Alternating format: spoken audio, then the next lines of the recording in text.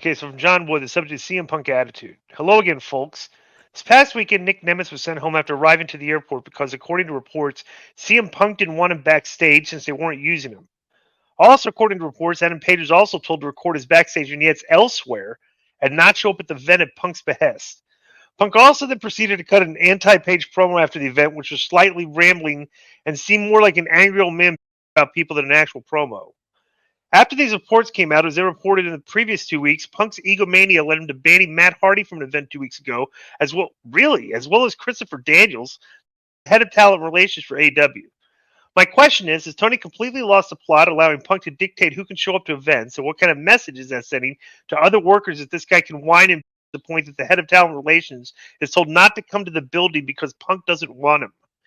Seems like this should have been squashed long before it got to this point. Have either of y'all heard of the inmates running the asylum to this degree? And Konnan, have you ever had or allowed someone in AAA to dictate who could arrive in the building other than yourself or the owners? I personally couldn't imagine so. Thanks again for all your content. Your Patreon gets me through many long drives for work, and I still have barely put a dent in everything that's available. Also, Joe, as an agent, I feel like you need to let me represent you in your next negotiations with the Get My Go crew. This past episode you weren't on was absolutely abysmal, so I think you could put your foot down for some increased perks and revenue from those. Thanks again. This guy's a listener of Get My Go. I meant to suspend him. You might. I would suspend him. I would suspend the guy. That I'm going to ask for suspension. I don't do many. But here's the thing about Joe. I like Joe, but you know it's not going to be good. So the show, the show wasn't. The show was abysmal. That's what he said. Yeah, without Joe me. on it. Right? Right. Here's the only problem. The upgrade with Joe would go to slightly abysmal. So, I mean, if that's that what you want, right? Okay, well, that's the point of the email is not to Get My Go reference. Let's get back to the there's a lot. So give your opinions and stuff, but there's newer news on this too that I wanted to talk about. Well, what do you got today from this? Go ahead. So Punk. So I'm looking it up to try to contribute here, and it's we've heard the stuff about Punk and Page, and he had Nemeth sent home and Daniels, as was mentioned, or Daniels couldn't work with him. Now Daniels, okay, just so you know, how could you not work with Chris? What did Daniels do? Disco. Daniels is the head of talent relations. I know. Yeah, I know. What did he do? He was involved in the fight. Whether he was, I've always just heard he was breaking it up. The fight that he got into with the Bucks and Kenny. But but also here's the thing, Disco, which I think you already know. He's also very good friends with the Bucks and Omega. They're especially the Bucks. They're all Southern California guys. You know what I'm saying? Right. And Punk so said the belief is. I hit a button here. So Punk had a statement. No, this is like a report from Houston. Let Joe talk, Tony. Let Joe talk. Let me just say that. Let me just say this. I can talk too, bro. So here's the thing. Disco. Now I forgot. Go ahead, Joe. Well, go ahead. Let Joe finish the new news, and then we'll report on this. The report was from Nick Hausman, and he says, I guess he's in contact with Punk. Punk believes that it isn't fair that Ace Steel was barred from the locker room and that Daniel should be treated the same. So that was his complaint. Now, the newest one is Punk. Yeah, but can I just say one thing before I forget? But one guy's the head of talent relations. Right. That's the big difference. You can't let him get punked. Bro, you can't let him get punked. And I know that, and I just remember what I wanted to say. Disco asked like 3 or 4 times. He goes, "What did Chris Daniel do? What did Chris Daniel do?" You know why he said that? Because Chris Daniel is easy like Sunday morning, bro. He's very easy to get along with. Yeah. Right. I can't imagine Chris Daniels doing something that Punk doesn't want him at the building. That's like, bro, because Punk is an insufferable egomaniac. That's all this stuff is. The guy whines, doesn't like criticism, likes to get his way. But bro, the guy sued or tried to send lawyers after Billy Body for a meme on the internet. That's just well, he's Billy. But still though, it's a meme on the internet, and you're having lawyer. Bro, the guy is just like as fragile as can be when it comes to being insulted or just like look at the way he's acting. I don't want him at the show. I don't want him at the. He's sending people. Get out of here. I don't know why they keep using the guy. He said, what were the numbers for Collision this past week? Let's look that up. Yep. Let's see if this guy's worth the hassle. Okay.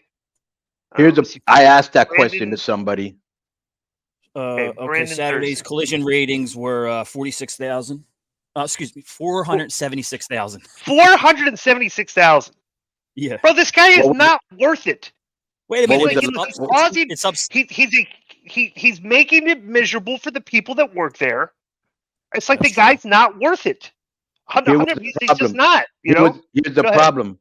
As Joe said, it was up from the week before, right, Joe? It was up not by a lot. It was up 14%. Yeah, but not by a lot. The numbers are like the Rampage numbers were before Collision started. 14% is still a good number. So you're up 14%. And here was the problem, because I asked the same question, and somebody told me that would know. They were like, "Oh, they were one of the top 3 rated shows on cable. I don't know if that night, that week, or something, but it still does good numbers for that network." No, it does not. No, it does not. Okay, I'm tired of this. I'm tired of failure in your ratings each week and trying to look at a metric saying, well, we were number 3. Let me ask you a question. Let me ask you a question. You go. Okay. 2 months ago, they had 800,000 people watching. What? Let me finish. 2 months ago, they had 800,000 people watch the show. Right. 2 months ago, they had 800,000 people watch the show. And a month ago, they had 800,000 people watching the show. This is like half of that. It's like, well, what are these guys bringing to the table? Like, you're trying to make a, well, the number is up 14% from last week. Yeah, but you're down from 3 weeks ago 50%. It's like, sorry, I don't know what's going on here. Like, I mean, okay, let me ask you a question. Go ahead, Joe. Yes, sir. Yeah.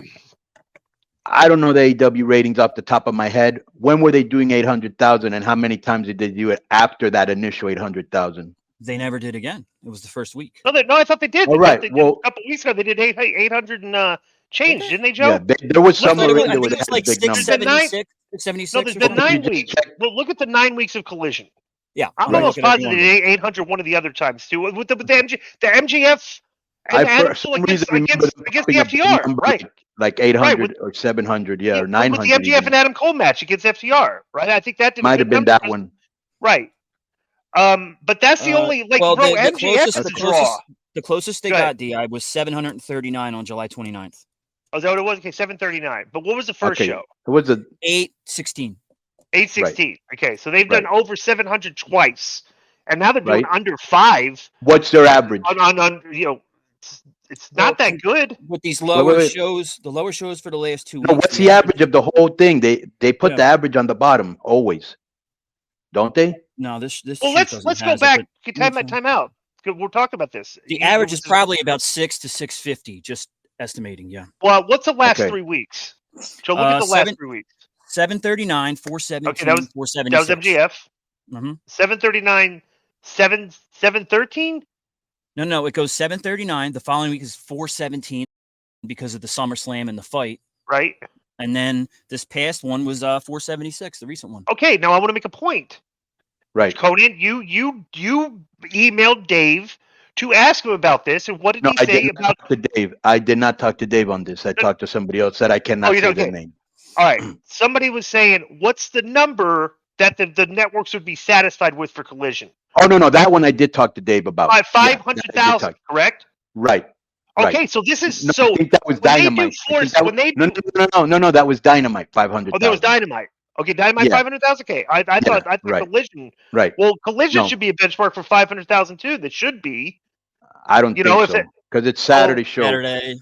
I think this is what I'm trying to get at. This is all I'm trying to get at. You make valid points, dude. I'm not in any way arguing any point you just made. I just want to make this point. Bro, number one, it's TNT. They're not the minor leagues. If something's not doing good, they're going to get rid of it. Like so many other shows I've seen them get rid of. Number one.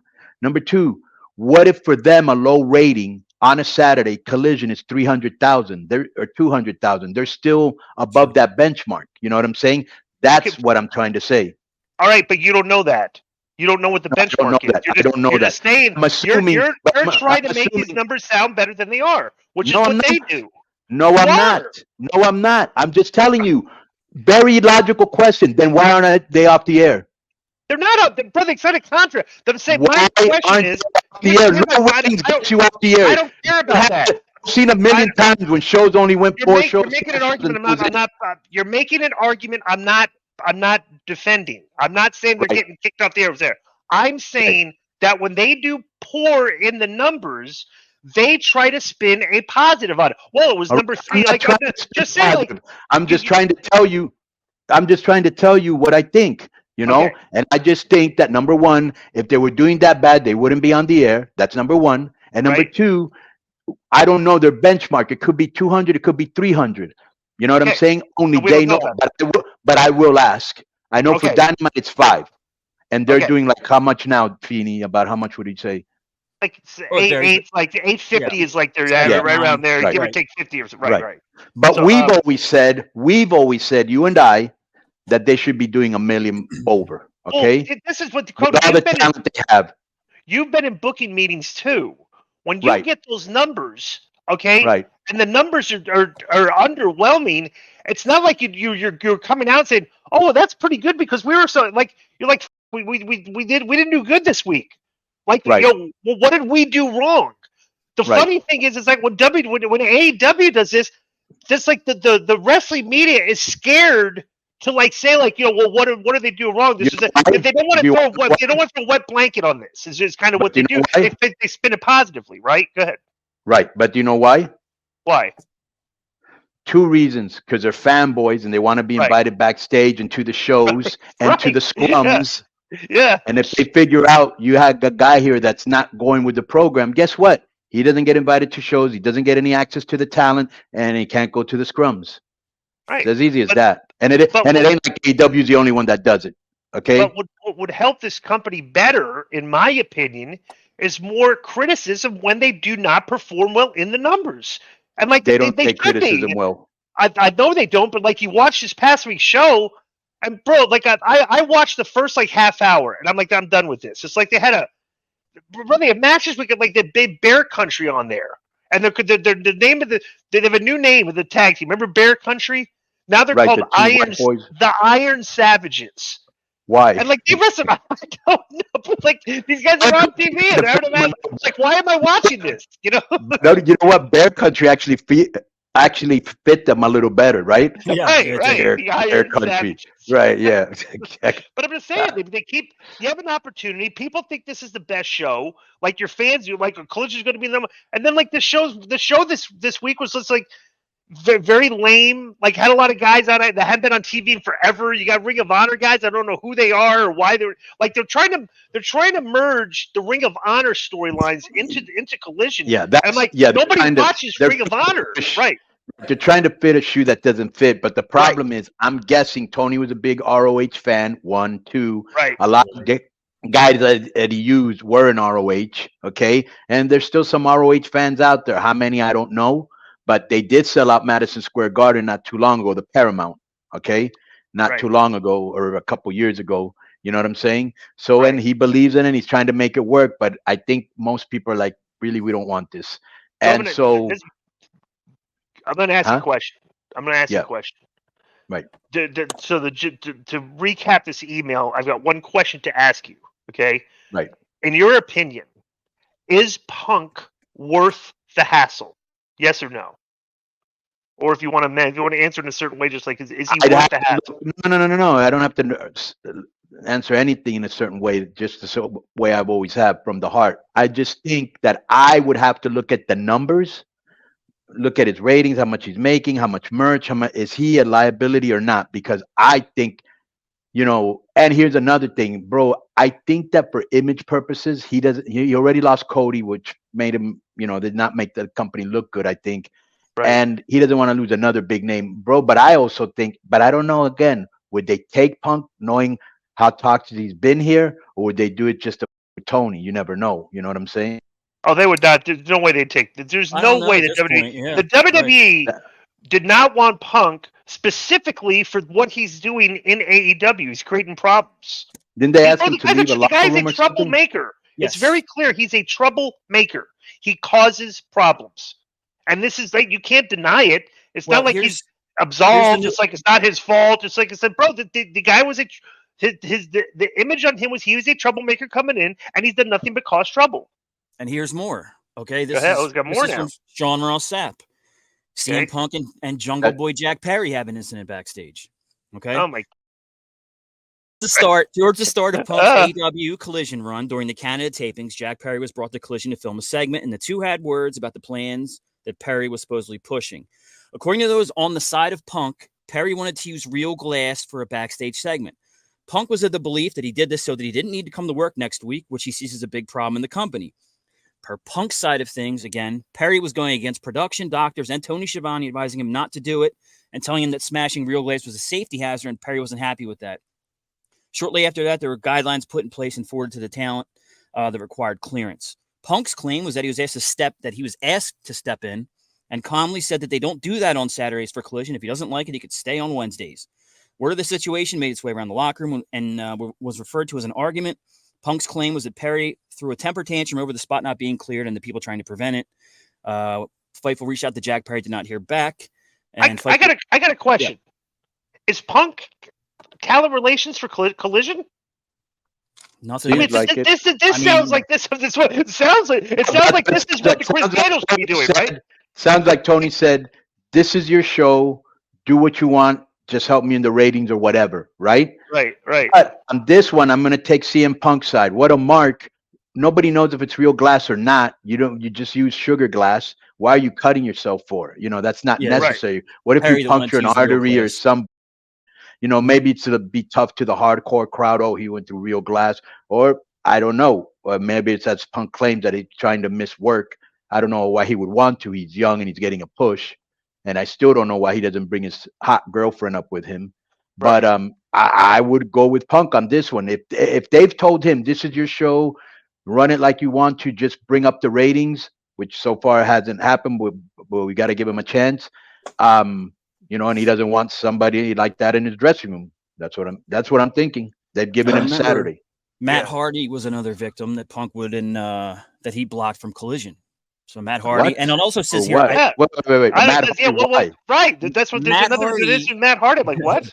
On his podcast and on Twitter, Matt Hardy said that after the All Out brawl, he agreed with the Elite.